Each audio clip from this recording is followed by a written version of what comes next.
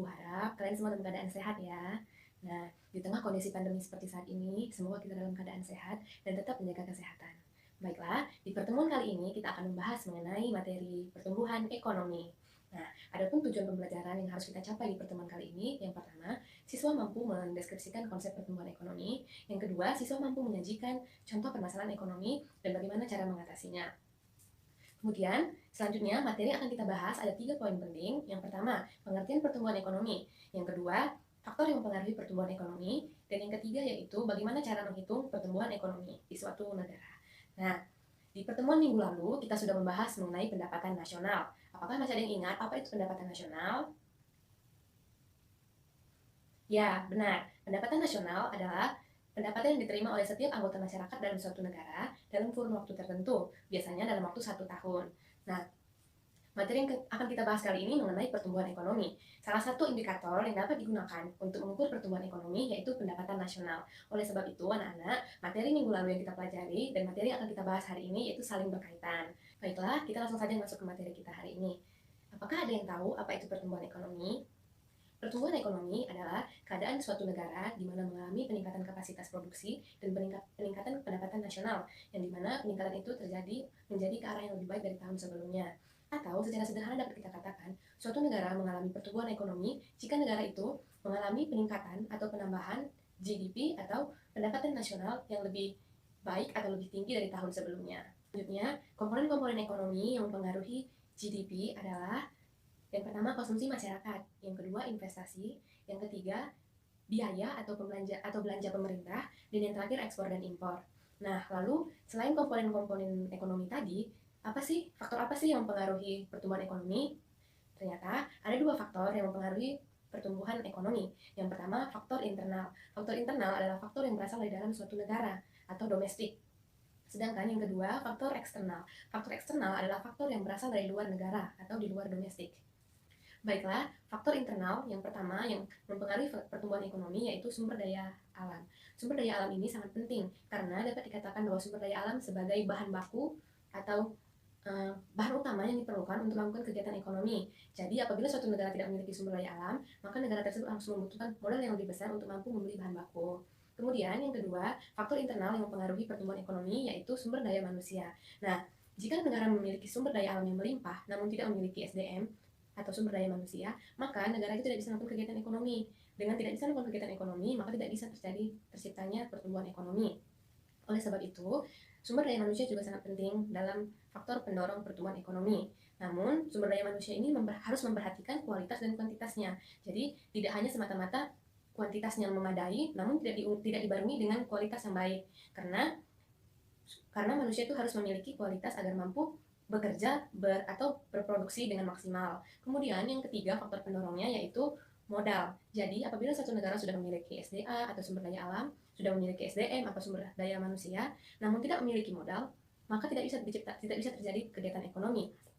Karena untuk mengolah sumber daya alam dan menggaji atau mengupah sumber daya manusia memerlukan uang atau memerlukan modal. Jika negara tersebut tidak memiliki modal, maka tidak akan ada yang bisa mengolah sumber daya alamnya dan tidak ada yang mau bekerja karena tidak akan digaji. Dan yang terakhir, faktor keempat yang mendorong pertumbuhan ekonomi secara internal yaitu teknologi. Nah, anak-anak, teknologi ini sangat mempengaruhi di tengah kegiatan perekonomian, apalagi di saat-saat ini teknologi semakin berkembang ke arah yang canggih, di mana semakin memudahkan. Nah, sedangkan faktor eksternal yang mempengaruhi pertumbuhan ekonomi yaitu kondisi perekonomian global. Nah, anak-anak, seperti yang kita ketahui, jika ingin menciptakan suatu perekonomian yang baik, maka negara itu akan menjalin hubungan atau kerjasama dengan negara lain. Dengan suatu negara itu menjalin kerjasama, maka secara otomatis negara itu akan saling terkoneksi.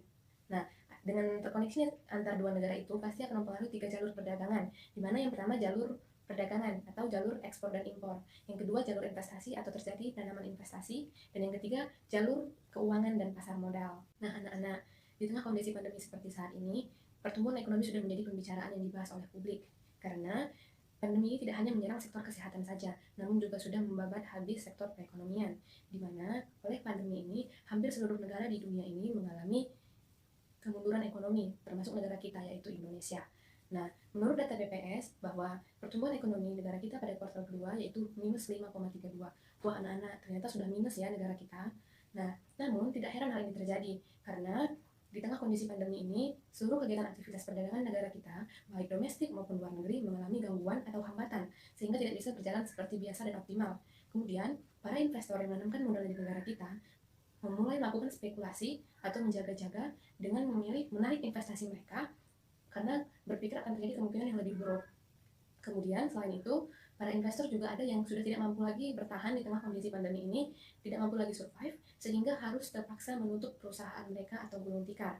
Nah, dengan keadaan seperti ini, tentu tidak heran jika negara kita angka penganggurannya sangat tinggi di tengah pandemi ini, karena banyak sekali perusahaan yang tidak mampu bertahan dan terpaksa menutup perusahaannya. IMF juga memprediksikan bahwa negara-negara di Asia juga mengalami keterlambatan atau hambatan dalam perekonomiannya, di mana India sudah menjadi minus 4,5, kemudian Tiongkok 1%, dan Jepang negara maju sekalipun sudah mengalami minus 5,8%. Nah, melihat kondisi ini tentu kita akan bertanyakan anak-anak, bagaimana cara kita mengatasi permasalahan ini, atau bagaimana cara kita bisa mengembalikan perekonomian kita agar bisa kembali ke semula dan dalam keadaan yang stabil. Nah, anak-anak, untuk menjawab pertanyaan tadi di tengah kondisi saat ini, sepertinya seperti mencincang air ya. Kita doakan saja, semoga kondisi ini segera berlalu dan pemerintah melakukan kebijakan yang terbaik, yang maksimal dalam upaya mengembalikan kondisi perekonomian kita, bahkan menstabilkannya kembali ke keadaan semula. Nah, anak-anak, sampai di sini, apakah ada yang ingin ditanyakan atau ada yang merasa kurang dipahami? Untuk anak-anak yang merasa belum paham atau kurang paham atau ada yang ingin mengajukan pertanyaan, silakan tinggalkan pertanyaannya di kolom komentar ya. Selanjutnya, materi terakhir yang akan kita bahas di pertemuan kali ini yaitu bagaimana cara menghitung pendapatan nasional suatu negara dengan rumus PDPT dikurang PDBT min 1 dibagi PDPT min 1 dikali 100% dengan keterangan PDBT yaitu tahun yang ingin kita hitung berapa pendapatan nasionalnya, PDPT min 1 yaitu pendapatan nasional tahun sebelumnya, dan dibagi PDPT min 1 yaitu dibagi dengan pendapatan nasional tahun sebelumnya dikali 100%, maka akan didapatkan berapa nominal besaran pendapatan nasional tahun tersebut. Untuk semakin memperjelas materi ini, Ibu akan memberikan contoh soal. Anak-anak memperhatikan ya. Misalnya diketahui yaitu PDB negara A tahun 2017 sebesar 50 miliar. Kemudian PDB naik menjadi 54 miliar pada tahun 2018. Pertanyaannya, berapakah besaran pendapatan nasional tahun 2018 negara A? Nah, untuk menjawab contoh soal di atas, kita gunakan rumus yang tadi sudah kita pelajari, yaitu PDPT dikurang PDPT min 1 dibagi PDPT min 1 dikali 100%.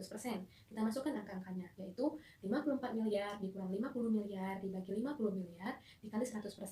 Maka kita temukan jawabannya bahwa pendapatan nasional tahun 2018 negara A sebesar 8%.